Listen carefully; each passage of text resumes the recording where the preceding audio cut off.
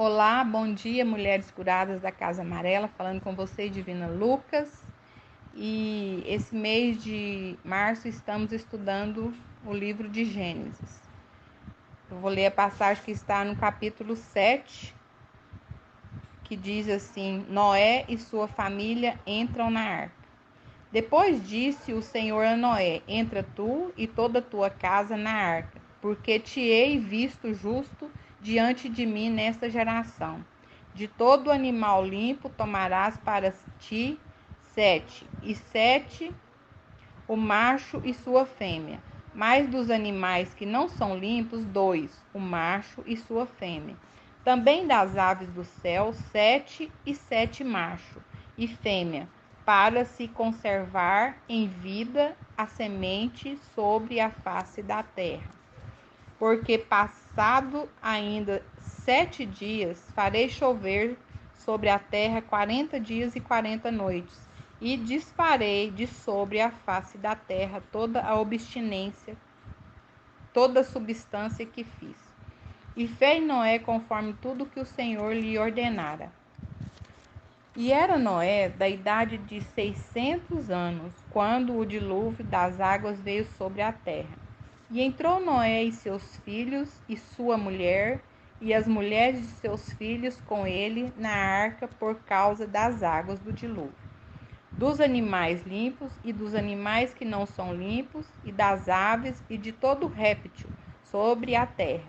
Entraram de 2 em 2 para Noé na arca, macho e fêmea, como Deus ordenara a Noé. E aconteceu que, passados 7 dias, vieram sobre a terra as águas do dilúvio, no ano 600 da vida de Noé, no mês segundo, aos 17 dias do mês, naquele mesmo dia. Se romperam todas as fontes do grande abismo. As janelas do céu se abriram, houve chuva sobre a terra 40 dias e 40 noites. No mesmo dia entrou Noé e Sem, e Cã, Jafé, os filhos de Noé, como também a mulher de Noé, e as 3 mulheres de seus filhos com ele na arca. Eles e todo animal conforme a sua espécie, e todo gado conforme a sua espécie, todo réptil que se roja sobre a terra conforme a sua espécie, toda ave conforme a sua espécie, todo pássaro de toda qualidade, e de toda a carne em que havia espírito de vida entraram de 2 em 2 para Noé na arca. E os que entraram, macho e fêmea de toda a carne, entraram como Deus lhes tinha ordenado. E o Senhor a fechou por fora. O dilúvio. E esteve o dilúvio 40 dias sobre a terra. Cresceram as águas, levantaram a arca, e ela se elevou sobre a terra. E prevaleceram as águas, cresceram grandemente sobre a terra. A arca andava sobre as águas prevaleceram excessivamente sobre a terra. Todos os altos montes que havia debaixo de todo o céu foram cobertos. 15 côvados acima prevaleceram as águas, e os montes foram cobertos. E expirou toda a carne que se movia sobre a terra, tanto de ave como de gado, de feras e de todo réptil que se roja sobre a terra, e de todo homem. Tudo que tinha fôlego de espírito, de vida em suas narinas, tudo o que havia no seco morreu. Assim foi desfeita toda a substância que havia sobre a face da terra, desde o homem até o animal, até ao réptil, até a ave dos céus, e foram extintos da terra, e ficou somente Noé e os que com ele estavam na arca. Prevaleceram as águas sobre a terra 150 dias. Oh, Jesus! Como foi, né, irmãos? Obediente Noé. Aqui a gente vê que a obediência sobrevém a tudo, né? A história de Noé revela que Deus reconhece todo o nosso esforço para sermos fiéis no meio de uma geração corrompida. e perversa, embora a nossa salvação esteja baseada em todo o mérito da graça divina e não em nossa justiça, não pelas obras da justiça que houvéssemos feito, mas segundo a sua misericórdia nos salvou pela lavagem da regeneração e da renovação do Espírito Santo. Está lá em Timóteo 3:5. E a conclusão que eu tenho aqui é assim: nesse texto sagrado que lemos, percebemos um homem que fazia a diferença no meio da geração em que vivia. O segredo de Noé estava nessas três virtudes que o texto bíblico aponta em sua vida. Ele era um varão justo, reto e andava com Deus. Noé era um homem justo, ou seja, ele praticava justiça. Noé era um homem reto, isto é, amava a retidão e aborrecia o pecado.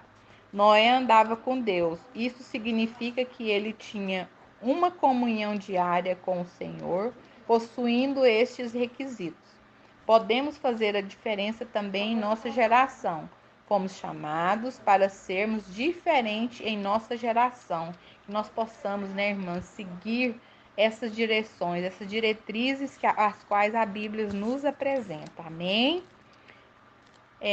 Homens que fizeram a diferença em sua geração. Enoque fez a diferença em sua geração porque andava com Deus. Está lá em Gênesis 5:22. Enoque simboliza a igreja que anda com Deus e será arrebatada para ir ao encontro do Senhor. José fazia diferença em qualquer ambiente em que vivia, porque era um homem sábio, ajuizado, que tinha o Espírito de Deus e o Senhor era com ele. Samuel fez a diferença no meio da sua geração porque era um homem honesto e ninguém tinha do que o acusar. Jó era um homem sincero, reto, temente a Deus e que desviava do mal e fez a diferença no meio de sua geração. Daniel fez a diferença no meio da geração corrompida da Babilônia, porque tinha no seu coração o propósito bem definido de servir somente a Deus. Algum tempo depois, o próprio Deus testemunhou sobre a diferença que esses três homens, Noé, Daniel e Jó, fizeram no meio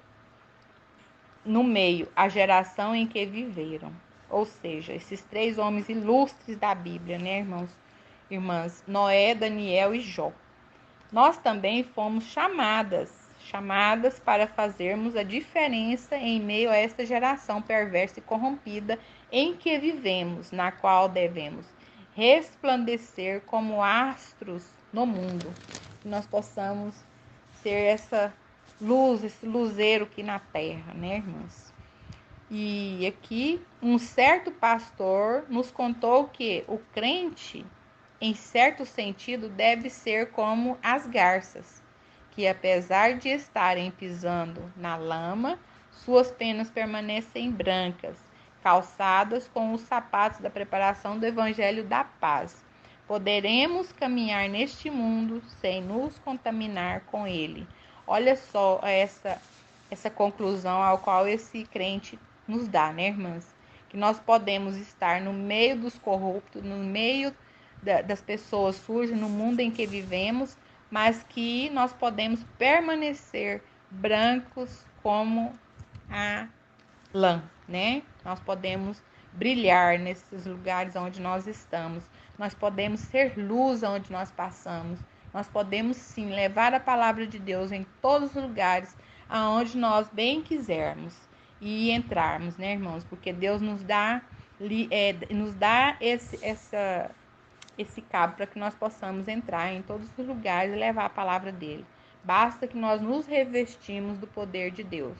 Que nós possamos sim voltar para essas passagens bíblicas e nos preencher desse alimento riquíssimo que nos traz a palavra de Deus. Que Deus possa abençoar cada uma que ouvir esse devocional. Que essa direção possa servir para cada uma que ouvir, é o que eu desejo a vocês. Amém? Glória a Deus. Louvado seja o nome do Senhor. Tenha um bom dia.